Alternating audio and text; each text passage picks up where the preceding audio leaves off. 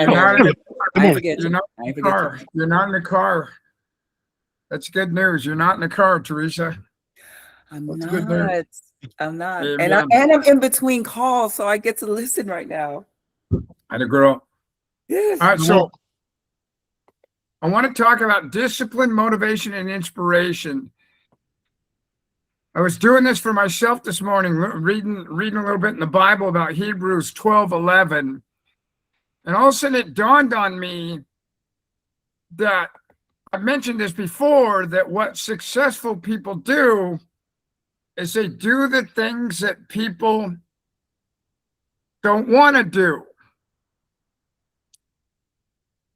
Again, I've mentioned this before, but what I've noticed about successful people in whatever field they're in or whatever they're doing, they do the things that other people don't want to do. So there I am reading Hebrews 12:11, and all of a sudden it's about discipline. And so I go over to AI and I start to type in Google, and I look at discipline, I look at motivation, and I look at inspiration. And I already knew this, but I wanted to see what their feeling was. And so I typed in discipline versus motivation and inspiration, discipline versus inspiration and motivation. And I also typed in discipline beats motivation and inspiration. Think about that for a moment. Think about how many times you're inspired or you're motivated, but then it fades away like a fart. Okay? We smell the fart is gone, it's over, that's that. The same thing transpires with inspiration and motivation.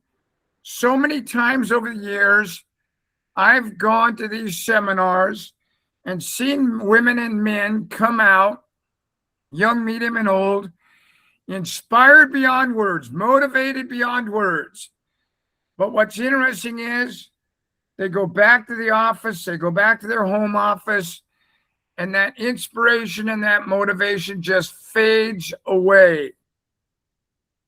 The most successful people I know are not really that motivated and inspired. They're workhorses. That's what they are. They're like a plow horse. And they understand that their job is to plow that field down and back, down and back, down and back, down and back. So what if you woke up this morning and what if you said to yourself, I'm looking for inspiration, I'm looking for motivation? You know, they talk about it with writers all the time, script writers, book writers, how they have writer's block, or they're not inspired and they're looking for their muse, or they're looking for motivation. You know, listening to Stephen King talk, one of the things that Stephen King has to have is he's got to have his loud rock and roll music playing. But one of the things that you read about in the book called On Writing with Stephen King, one of the greater writers of all time, like him or not, one of the things you read is no matter what, every single solitary day, including Christmases and birthdays and holidays, most of the time, he requires himself to write 2,000 words a day. And he admits it in the book called On Writing that he wrote in 1995, that there are days where he may be able to write 2,000 words, which is what his goal is for that day, in an hour. And there's other days where it takes an entire day to write those 2,000 words. But at the end of the day, it does not matter. He gets the job done. I'm reminded of my baseball coach who used to say, a hit is a hit. The next day in the paper, it shows up as a hit. In baseball, a hit is a hit. It doesn't matter whether you ripped a frozen rope out into center field and got a single or a double or a triple or a home run. A hit is a hit. It shows up as that. And quite frankly, it can look non-sexy, non-provocative. You can actually have a little dinger in the infield, a little blooper over the top of the infield, an infield fly, an outfield fly that's dropped, or not dropped, that'd be an error, not gotten to, some chinker off the handle or a chinkle off the end of the barrel, and you look at it and you say, good grief, that was nothing. But it ends up being a hit. A hit is a hit. 2,000 words is 2,000 words when it comes to writing for this author that is one of the most arguably famous authors of all time, especially of our time. And I could tell you that as I was reading this morning regarding discipline, I went in and I typed in, where does motivation come from? And where does inspiration come from? And I started to realize more than ever that there's been so many times in my life where I didn't want to lift weights, whether it be in the gym here or in the gym at the gym. Or so many times where I didn't want to run a mile, 10 miles, 25 miles, 26 miles. Or so many times where I didn't want to do emails, or so many times where I didn't want to run ads. But what I realized was many years ago, I made myself do this because I knew at the end of the day, or at the end of the week, or the end of the month, or somewhere throughout my life, it would matter. It would make a difference.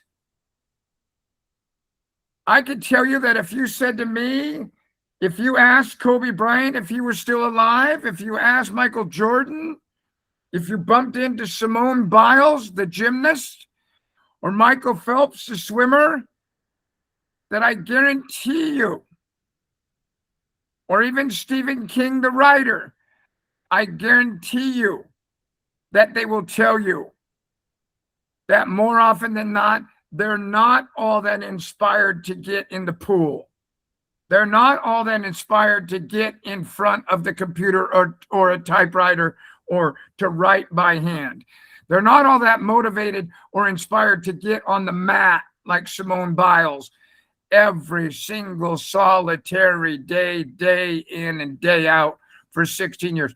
Michael Phelps, the swimmer, 20 years, day in and day out. Most of the time, he was doing daily doubles along with the other men. These people were not highly motivated and highly inspired. Where they found their inspiration, where they found their motivation was once Michael Phelps got in the pool and started going. Once Arnold Schwarzenegger got in the gym and started going. It's a tremendous movie if you ever get a chance to watch it. From the early 70s with Arnold Schwarzenegger. Talking about this. And the fact that there were so many days where he didn't want to go to the gym.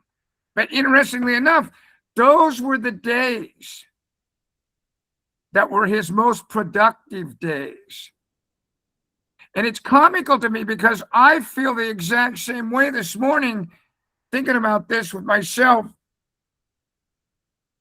My most productive days have typically been when I'm down in the dumps, when I'm not highly motivated, when I'm not highly inspired, because I'm caught off guard by what? By the mood change. By the change in my mood. I'm caught off guard by it. I go from, oh shit, I don't want to do this.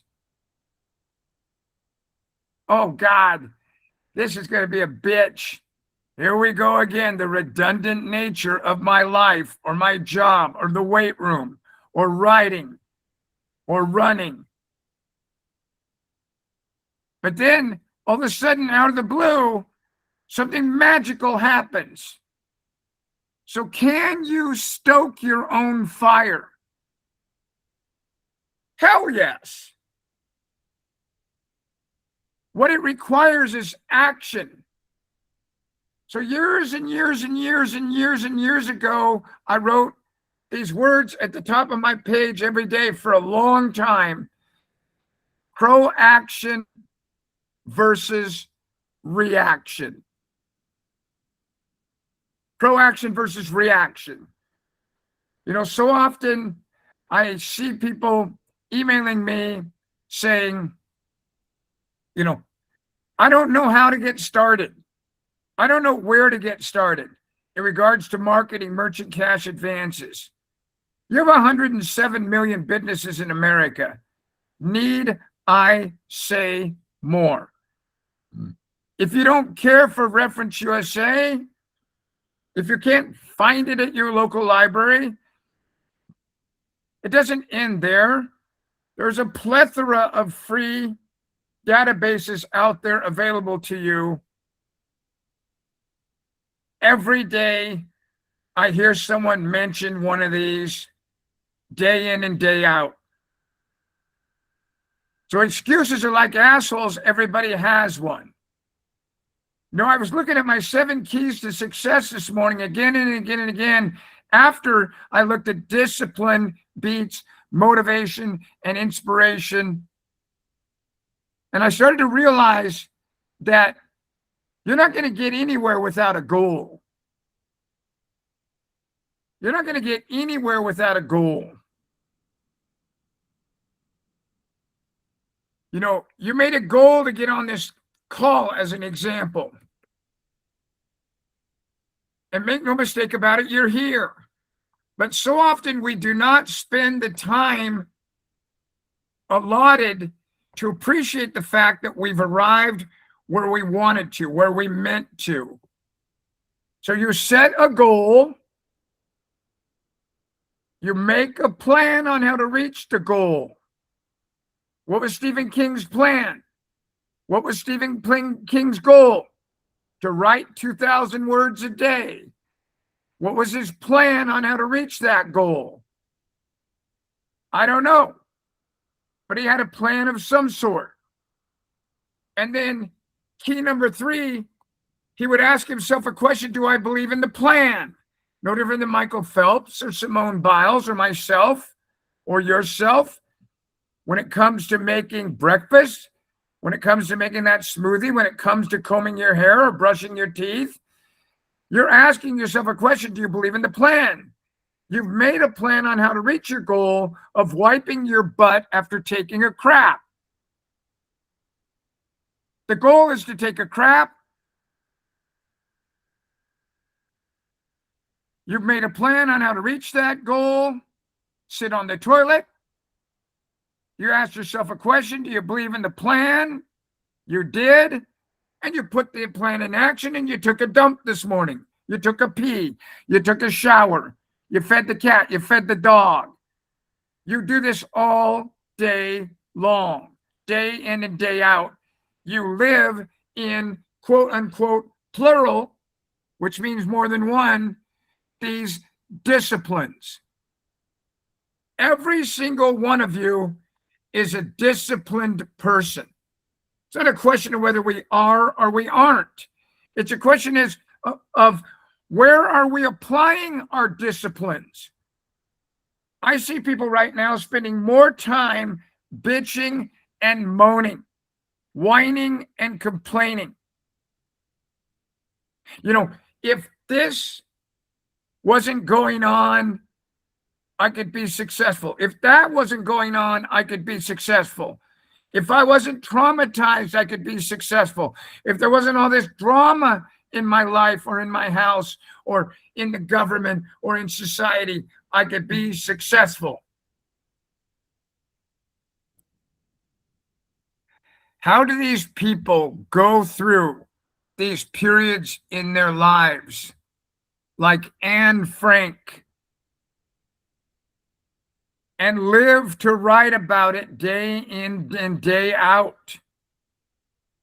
What is it with us that we feel we have got to buy another motivational seminar, join another inspirational event or seminar, try to find our inspiration, find our motivation?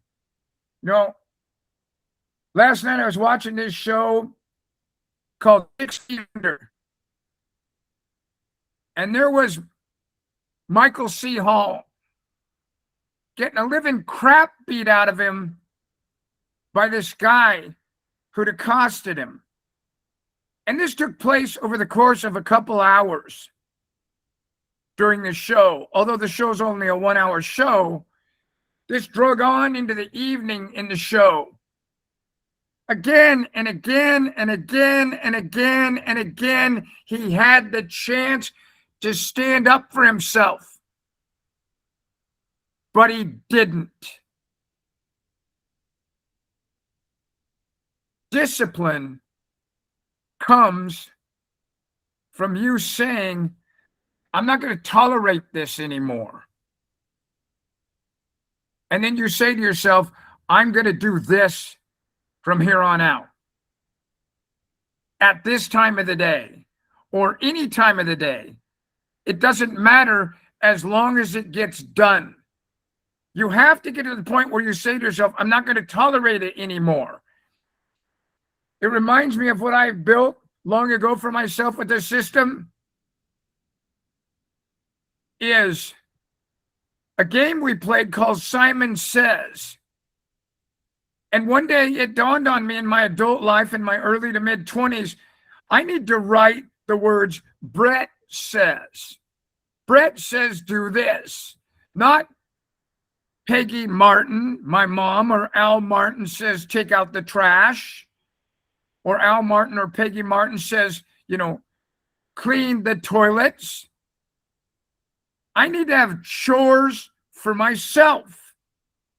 Because what I realized is I was becoming like the people around me. I wanted my dessert before I ate my main course. What kind of a body would you have if all you ate was dessert? If all you ate was shit? We know better than to do that. But we do it anyway. We do it anyway. And I can tell you it has a large reason to do with the fact that so many others are doing it. I was thinking about it this morning and I thought to myself, I'm like, you know what? Not being a real Lakers fan, not being a real NBA fan, I'm just not. It has nothing to do with anything other than I just don't have time that I set aside for the NBA or the NFL or Major League Baseball. I just don't. I'm not wrong or right. I'm not better or worse for it. No need to cast judgment on me. But I can tell you that there's probably not one of you, think about this. Think about this for a moment. There's probably not one of you, if you're not an NBA fan, that does not know A, who Kobe Bryant was, and B, how he died. Personally, I can only name one other player that played with Kobe Bryant on the same team, and that was Shaquille O'Neal, who again is another person that stands out not only because of his height, but because of his discipline. I don't know the other players on the team. I just don't recall them. I didn't really pay attention to them because again and again and again and again and again and again and again and again and again, I've heard coaches, I've heard people, young, medium, and old, he, she, they, describe Kobe Bryant's work ethic, his 4 a.m. start time, how by the time the team showed up on the court,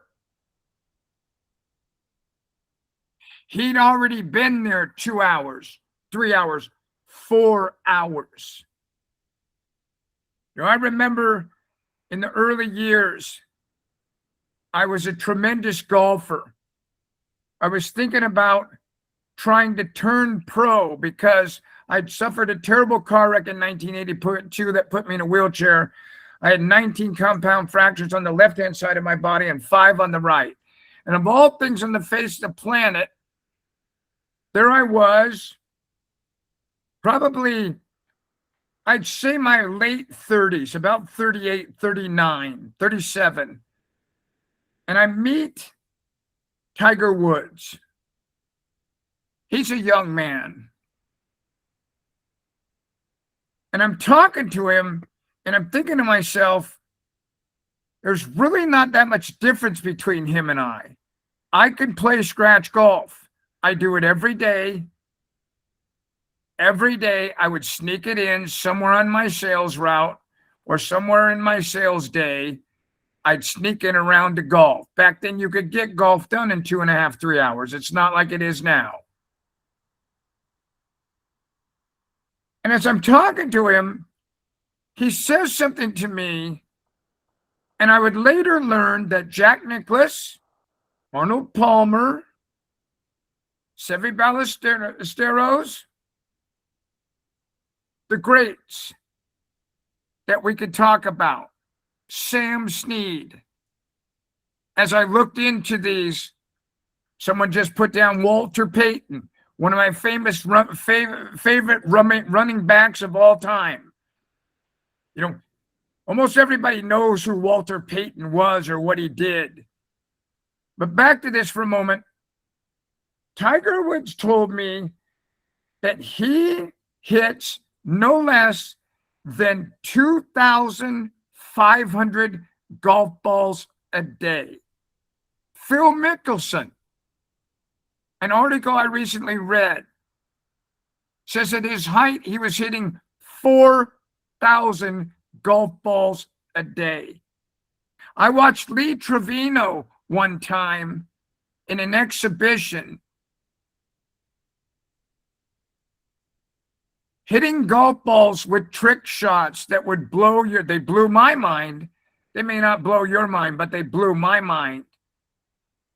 And he was talking about the days where he used to hit 4,000 to 6,000 golf balls a day. And here I am hitting a bucket of balls at a driver or at a driving range, and then going out on the golf course thinking I can play professional golf. No, not at all. There's a reason why I never became a professional golfer.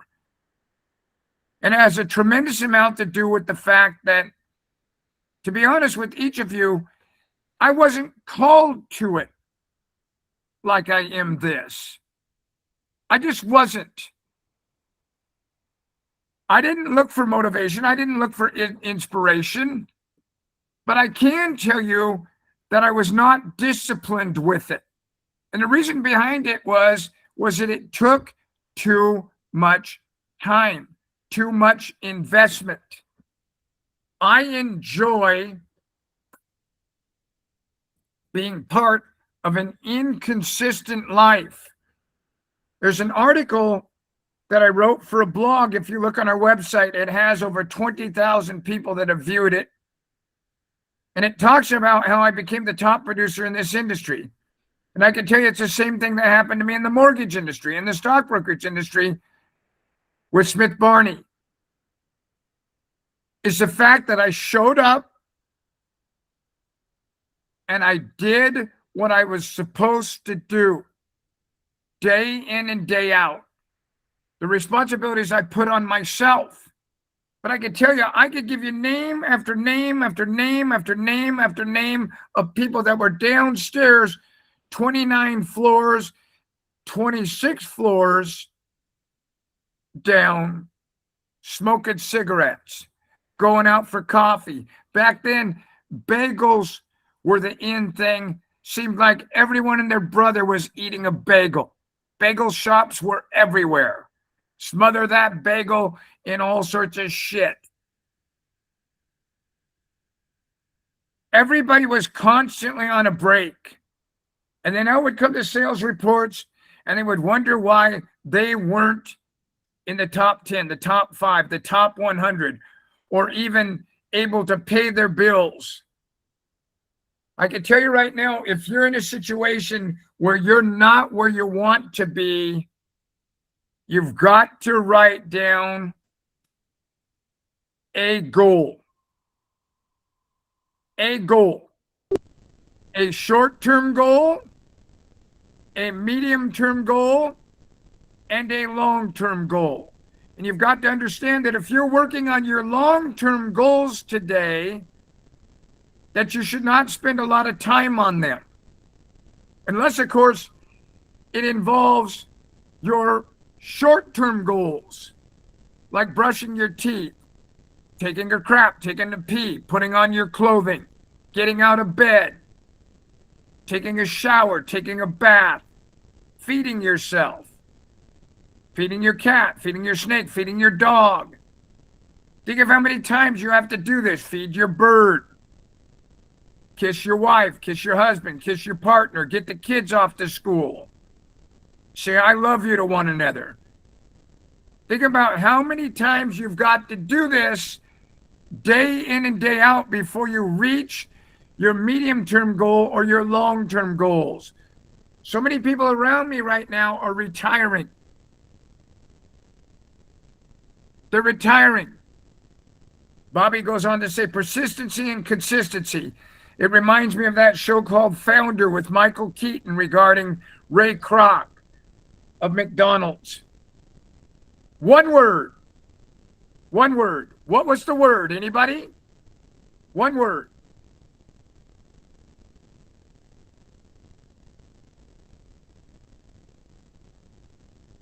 Persistence.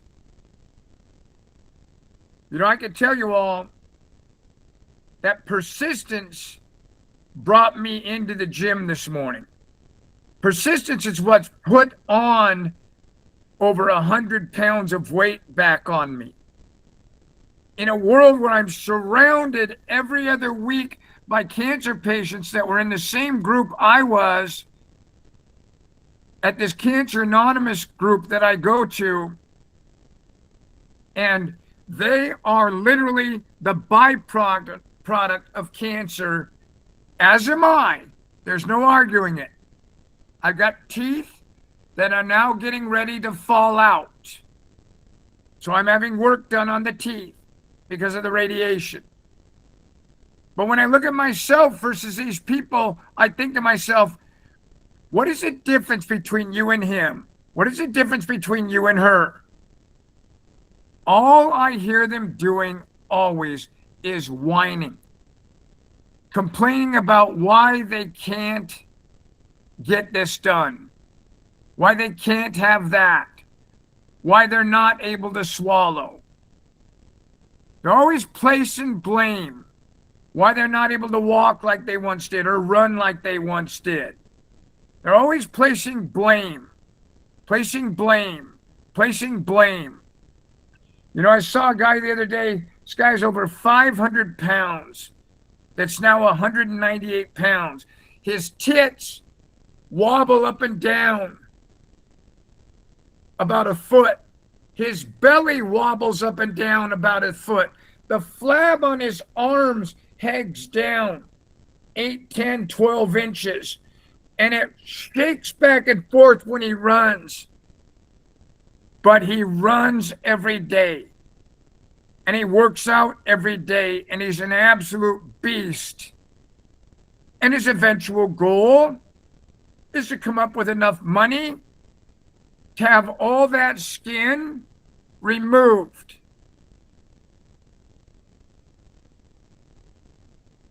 Where did he find the inspiration? Where did he find the motivation? I know where he found it. Underneath the same rainbow that I found it, that Kobe Bryant found it, that Simone Biles found it, that Michael Phelps found it, that Michael Jordan or Tiger Woods found it. And that is under the rainbow of discipline. Show up. The saying they taught me at the Grotto in AA when I was in my early 20s. Bring your body and your mind will follow. Think about that. What an amazing saying this old man said to me. Boy, just keep bringing your body and your mind will follow. What Tiger Woods did, you mark my words, was he quit hitting 2,000 balls a day. What Phil Mickelson did, you mark my words, was he quit hitting 4,000 or 5,000 balls a day. What Michael Phelps did was he quit swimming every day, twice a day. You know, I can recall many athletes that have gone back to the career they once had a year later, 2 years later, 3 years later, and they're never the same. Sugar Ray Leonard is one of them, a very famous boxer. Muhammad Ali was always a shell of himself. And because of it, many people say it's the reason why he ended up with the disease he did. Because his brain had been pounded so many times against the skull, taken so many liver shots, taken so many kidney shots. Because he was beyond his prime. Folks, listen to me. I see guys my age, I see gals my age, he, she, they, who never stopped in the gym, who never stopped in sales, who never stopped racing cars, who never stopped their profession. They didn't get bypassed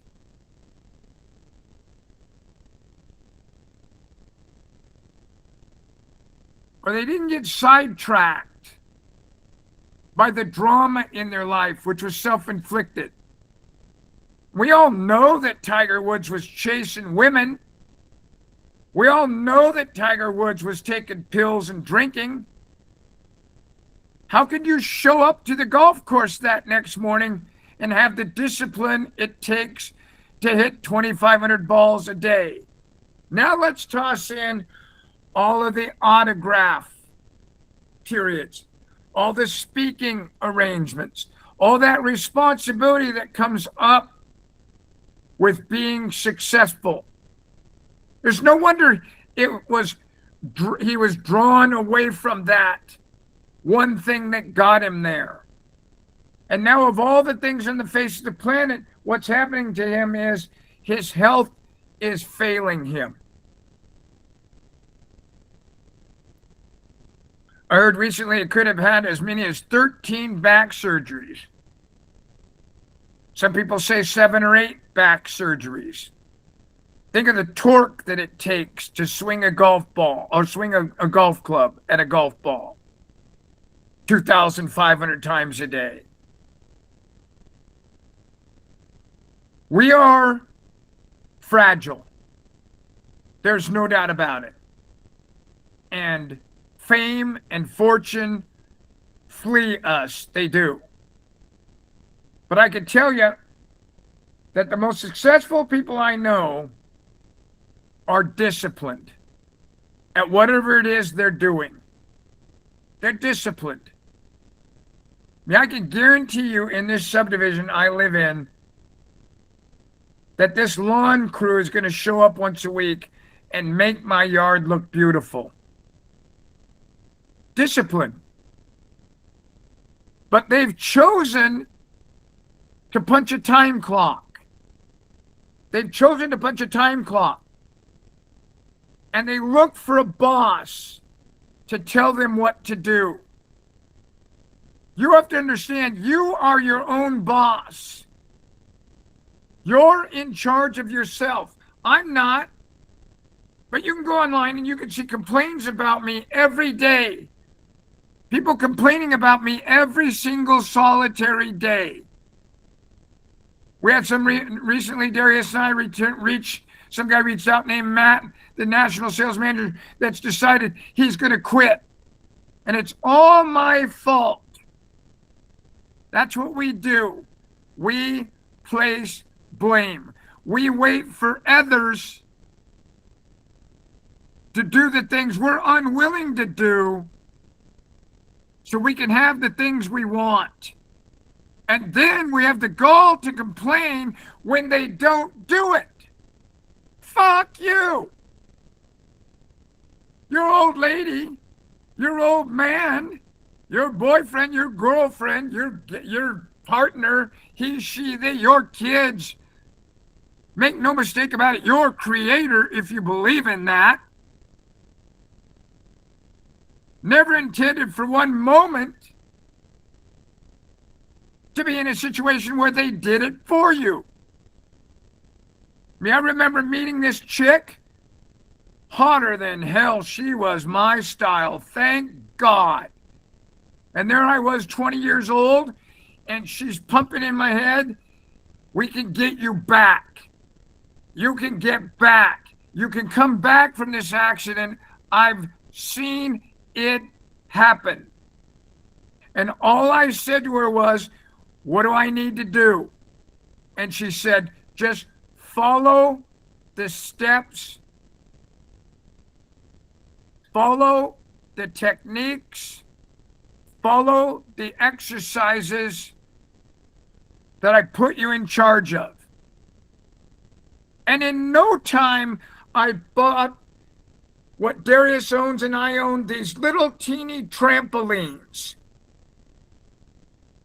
And now I could walk on that trampoline because it was soft, much softer than the earth, much softer than my house carpet or hardwoods or Congolium or slate.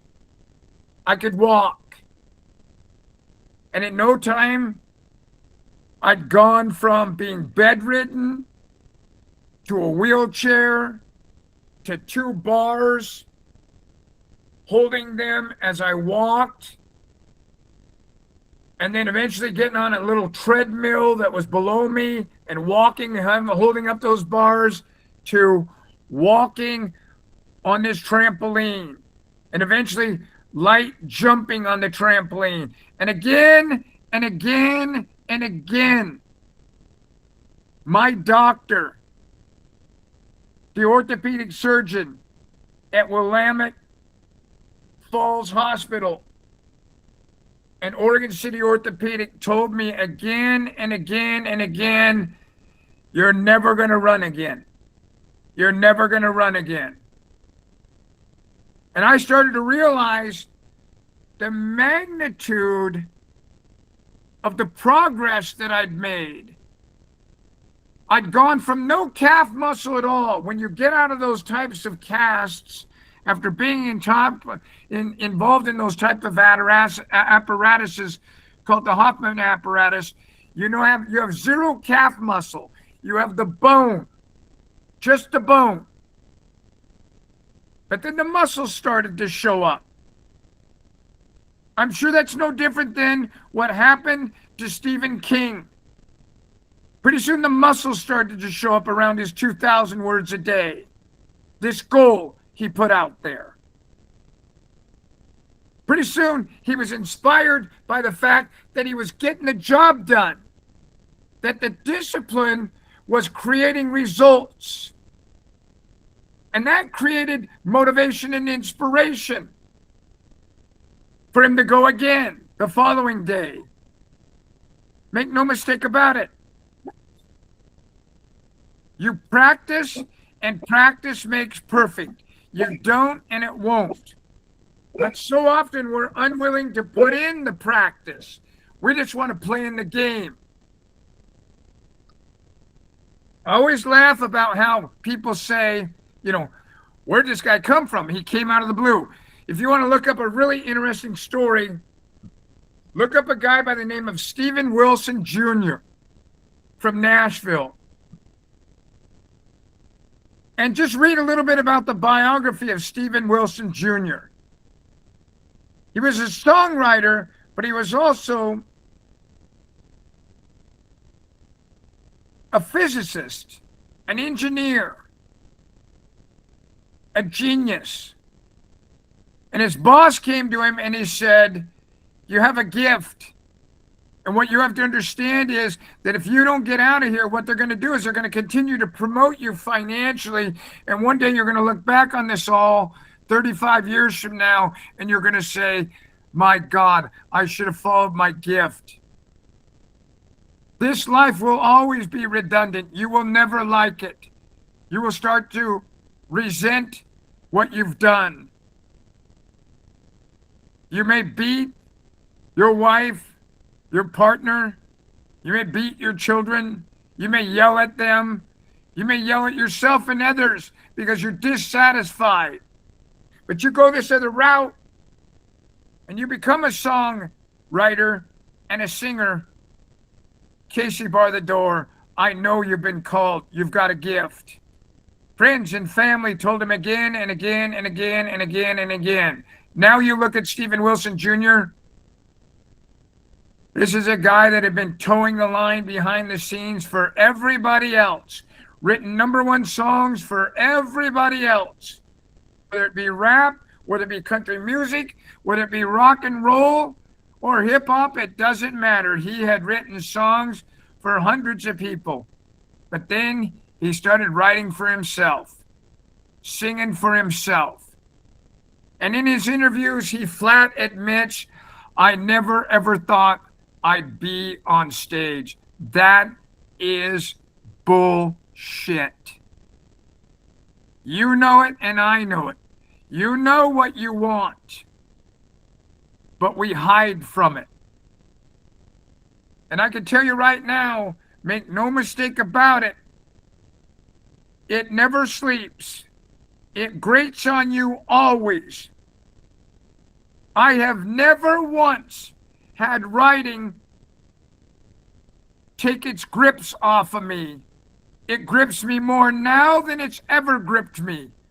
I never once have been involved in a situation in the last 30, 35, 40 years where writing has ever let me go. I come in here, I do this, I get out of here, and at some point today, I'm going to hear this noise in my head. I'm going to feel this feeling in my heart. You're a writer. You need to write. It won't let me go. So what I've done is I've started to set up a discipline around it. Not 2,000 words, not 200 words, but more of a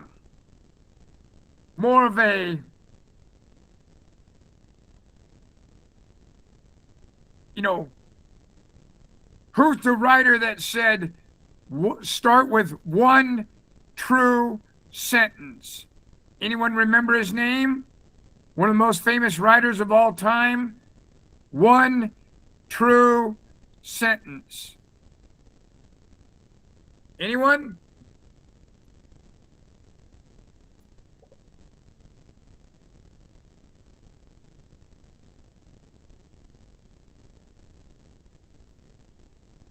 Mark Twain, just a guess. Ernest Hemingway. The thing that got Ernest Hemingway started every day was he had to write one true sentence. And after that, it just set the tone for him, and he was off and running. But he talks about being in Paris. He talks about being in Italy, France, in Peekaboo, Idaho, Sun Valley, Idaho. It doesn't matter where. And how there were times where it may take until 4 p.m. to write that one true sentence. Candy entered the room, and she was covered in blood. Bob fell off his unicycle and broke his arm right before my very eyes. Tammy looked down and realized she was bleeding through her pants and that her period had arrived. Think of how many sentences you could come up with that are one true sentence. Brett showed up at the gym today in his garage and had a great lift. Jason picked up the phone today, made 5 calls, and landed a business owner. Oscar went out to the mail today and received a handwritten letter from a business owner that wants a loan because he'd sent them a black envelope 16 days ago.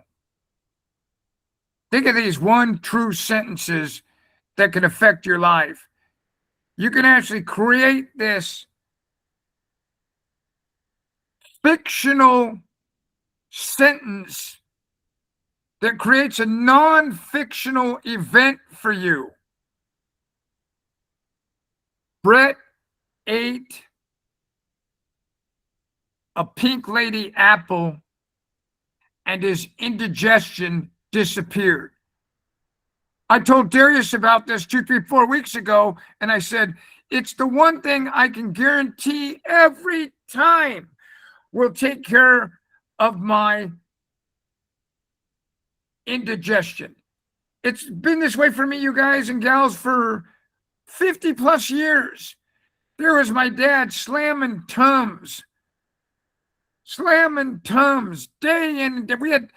We had Tums in the ashtrays of the vehicles. We had Tums in the kitchen. We had Tums in the bathroom. There were Tums on the banister. There were Tums in the medicine cabinet. There were Tums in his office. There were Tums in the drawer. Do you think that he would take the initiative to find out what in the fuck was causing the damn indigestion, for God's sakes? No. What do? We mask ourselves with Tums.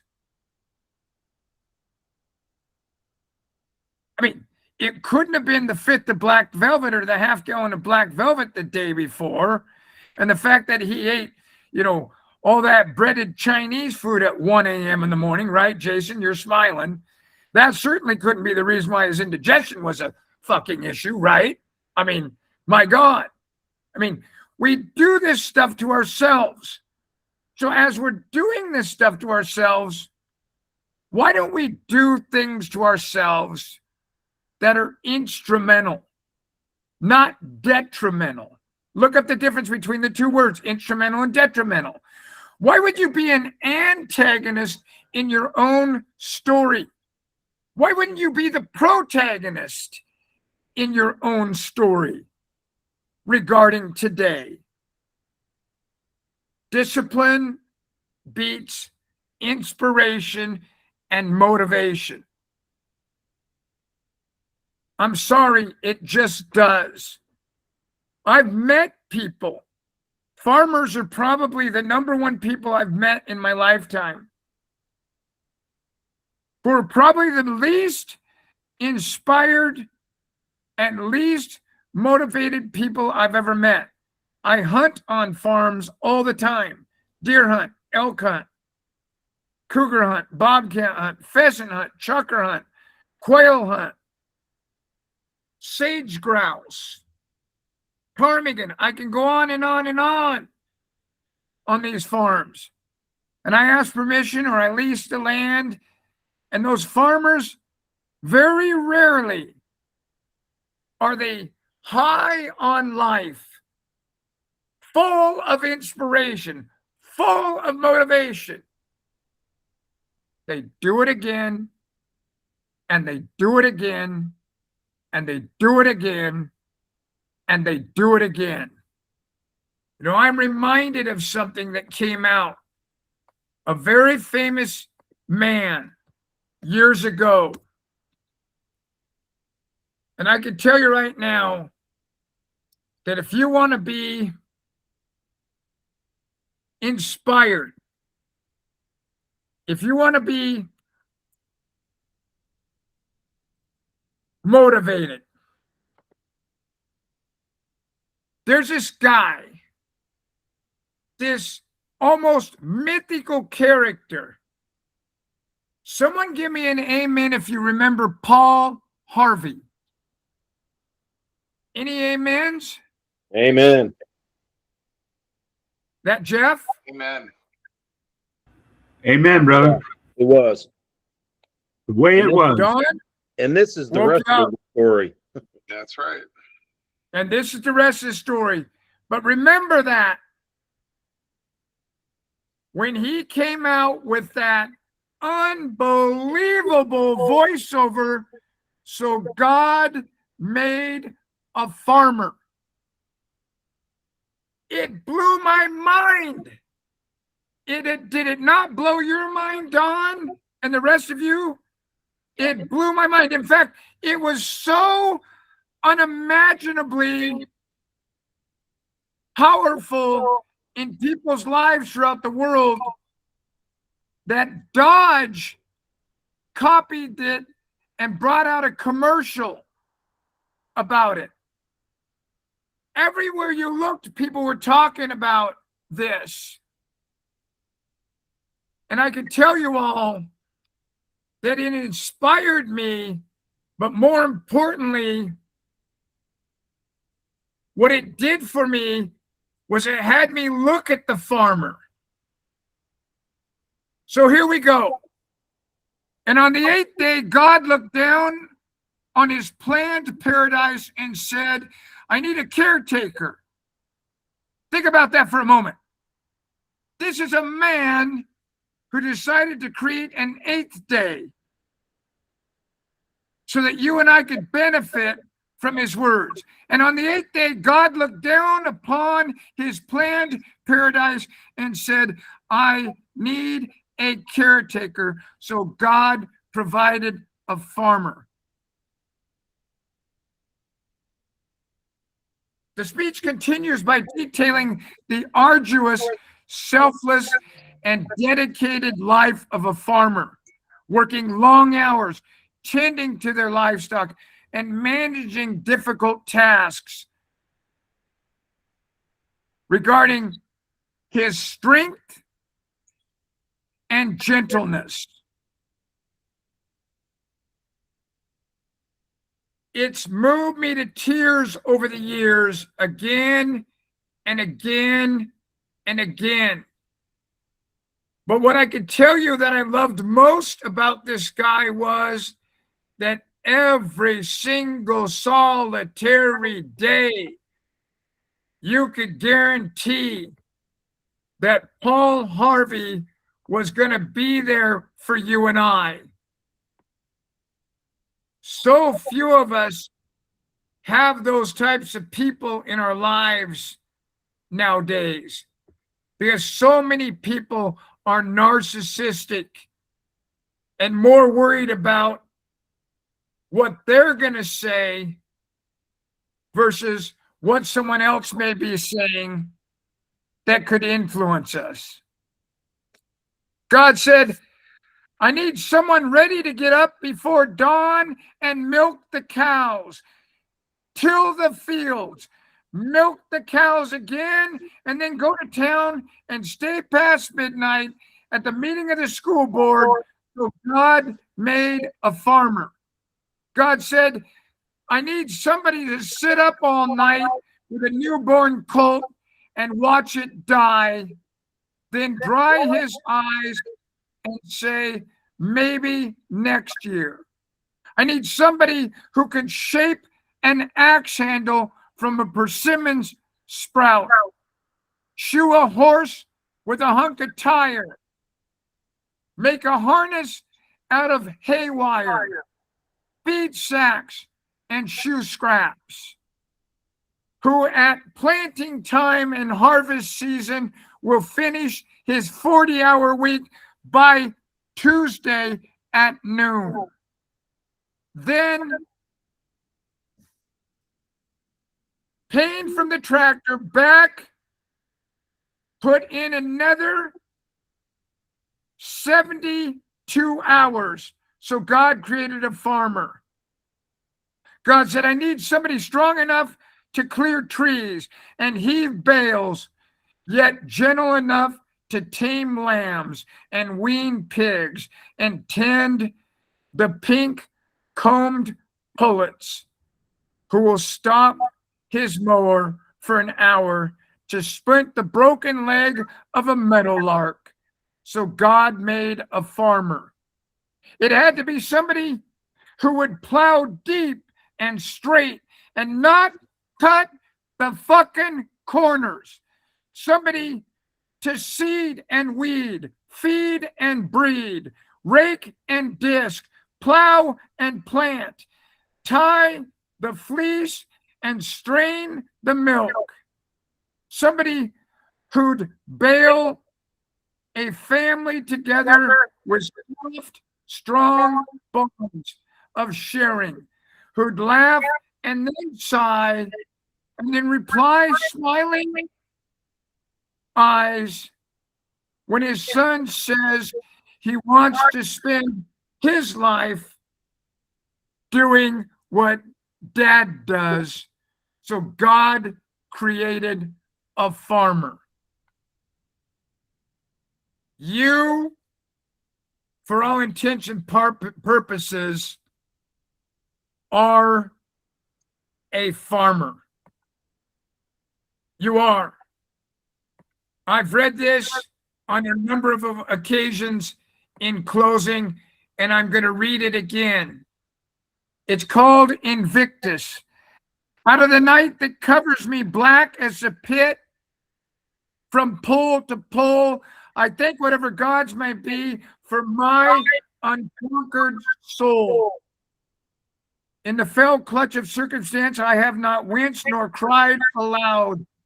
Under the bludgeoning of chance, my head is bloody, but unbowed. Beyond this place of wrath and tears looms the horror of the shade, and yet the menace of the years finds and shall find you and I unafraid. For you and I are the masters of the faith and the masters of the soul. It matters not how straight you walk. It matters not how straight your gait or how charged with punishment the scroll. For you are the master of your fate, and you are the captain of your soul. If for some reason you're not where you want to be today, make yourself get there. Do 5 sit-ups. Do 1 sit-up. Just 1. Tomorrow, do 2. The next day, do 3. I'm reminded of a story of a farmer who took a cow that was a calf, and every day he lifted it. And by the time the cow was an adult, he could lift the cow. But the way the metaphor goes is, if for any reason that farmer stops lifting that cow that day, it's over. Day in and day out, you've got to set a goal. You've got to make a plan for that goal or those goals. You've got to be in a situation where you ask yourself, do you believe in the plan? And then you got to put the plan in action. And then you got to not deviate from the plan. And when you deviate, you just put the plan back in action. And last but not least, you take the time to relish in having accomplished your goal and to feel a sense of fulfillment. I mean, what's interesting to me about somebody like Tiger Woods, from my perspective, is that he achieved these goals. He achieved almost the unachievable. The only one that is greater than him of all time is Jack Nicklaus. And again and again and again, I'm reminded that Jack Nicklaus deserves it more. And I'll tell you why I feel that way. Is because Jack was not chasing skirts, and Jack was not doing drugs and driving, and Jack was not creating drama in his life. Jack lived in a form of discipline that very few people are willing to be part of. Discipline scares the shit out of most of us. That's why we look for others to tell us to do stuff like sign in right over there. There's the time clock. I remember literally going down to Office Depot at 34 years old and buying a time clock. And I remember for probably 4, 5, 6 years punching in on that time clock every morning. And I remember every morning getting on the other side of the desk and sitting in the chair and looking back at the chair I was seated in, where I was the CEO, and asking myself, what would you like me to do today? You have things that you need to do today. You have things that you want to do today. And there's a huge difference between the two.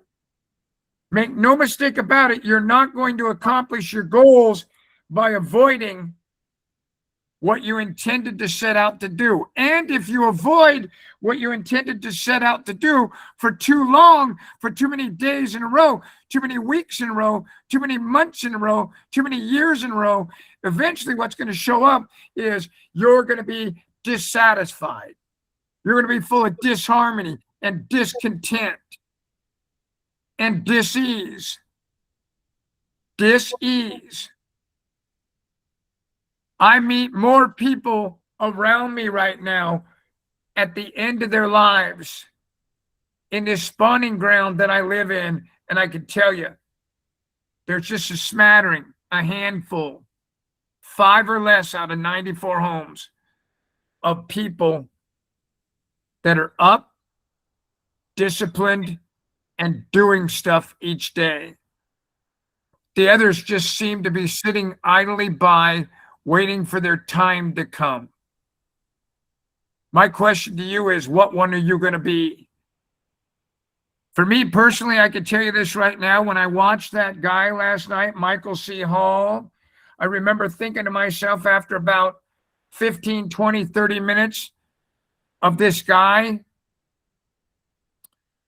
who'd carjacked him, I remember thinking to myself, I wouldn't put up with this. I'd rather die on my honor. I am totally convinced on my honor that they would have had to shoot me in the back or shoot me while I was attacking them, because I would have never gotten on the train with all the other people, those Jews. There is no way to be part of Hitler's regime of massacring the Jews. I wouldn't have done it. I wouldn't have done it. I would have read the situation and I would have said to myself, this is not good. And I do not want to be part of something that's not good. You don't want to be part of something. You don't want to be part of something that's not good, but we do it anyway. I mentioned it last week again and again and again and again. We wake up like it's our duty. We grab our shoe. I don't have one handy. I'm barefoot. And we put our foot in the shoe on top of that piece of 3/4 minus gravel. And we tie it tight and we walk on it, metaphorically speaking, all day long. And it creates a limp if we already don't have a limp. because we're too lazy to remove that. Think of how many things in your life that you need to remove. And then don't forget that you're not going to be able to remove all of them before you have to do something today, before you have to do something tomorrow to create a better life for yourself. So if you're looking to create a better life for yourself and you think that the key to that is this platform, then you're going to have to engage one of these methods of marketing. You're going to have to get your nose bloody. Make no mistake about it. You're going to have to fight the fight, toe the line. You're going to have to be disciplined and do it again and again and again. I don't know how long, but I have had people come in here and 3, 4, 5 years later retire.